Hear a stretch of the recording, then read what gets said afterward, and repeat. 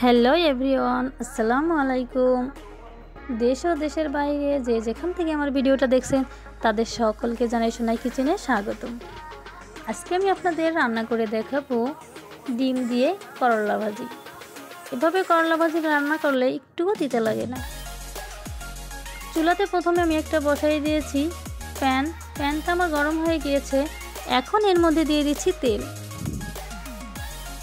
তেলটা আমার গরম হয়ে গিয়েছে। এখন এর মধ্যে দিয়ে দিচ্ছি পেঁয়াজ কুচি আর কাঁচামরিচ। পেঁয়াজ আর কাঁচামরিচটাকে হালকা একটু নেড়ে আমি ভেজে নিচ্ছি। পেঁয়াজটা আমার ভাজা হয়ে গিয়েছে। এখন এর মধ্যে দিয়ে দিব করলাগুলোকে আমি আগে থেকে কেটে ধুয়ে সুন্দর করে পরিষ্কার করে নিয়েছি। আর সাথে একটা ছোট সাইজের আলুও কুচি করে দিয়েছি। এখন করলাগুলোকে দিয়ে দিচ্ছি। করলার মধ্যে দিয়ে দিচ্ছি পরিমাণ মতো লবণ।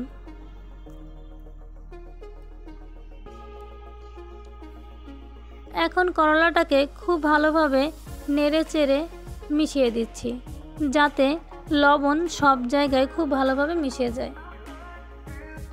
করলাটাকে অবশ্যই বারবার নেড়ে চেড়ে দিতে হবে, তা না হলে কিছুটা সিদ্ধ হবে আর কিছুটা সিদ্ধ হবে না। যারা আমার ভিডিওটা দেখছেন এখন একটা লাইক দিননি, প্লিজ একটা লাইক দিয়ে ভিডিওটা দেখা শুরু করুন। চুলার আঁচ অবশ্যই মিডিয়াম আঁচে রাখতে হবে আর কিছুক্ষণ পর পর বারবারই নেড়ে চেড়ে দিতে হবে। কিছুক্ষণ পরে দেখিয়ে দিচ্ছি বন্ধুরা, করলাটা আমার সিদ্ধ হয়ে গিয়েছে। আবারও আমি নেড়ে চেড়ে দিচ্ছি। আলু করলা দুইটাই সিদ্ধ হয়ে গিয়েছে। এখন করলাটাকে আমি মাঝখানে একটু ফাঁকা করে করলাটাকে কড়াইয়ের চারপাশে রেখে দেব। মাঝখানে আমি একটা ডিম ভেঙে দেব। ডিমের উপরে হালকা একটু সামান্য পরিমাণে হলুদ ছিটিয়ে দিচ্ছি।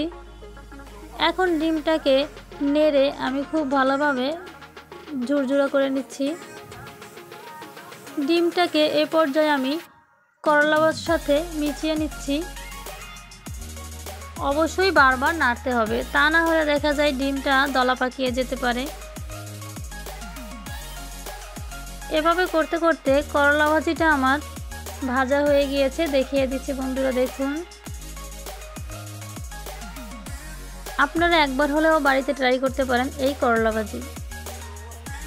দেখুন বন্ধুরা, যারা করলা খেতে ভালোবাসেন না তারা একবার হলেও ডিম দিয়ে করলাটা ভেজে দেখবেন, যে একটুকু তিতা লাগে না। আমার ভিডিওটা আপনাদের কাছে কেমন লেগেছে অবশ্যই কমেন্ট করে জানাবেন, একটা শেয়ার করবেন। আর আমার চ্যানেলে যদি নতুন বন্ধু হয়ে থাকে প্লিজ চ্যানেলটাকে সাবস্ক্রাইব করবেন। আর মজার রেসিপি পেতে অল বাটন ক্লিক করবেন। আবারও হাজির হয়ে যাব নতুন কোনো রেসিপি নিয়ে। আল্লাহ হাফেজ।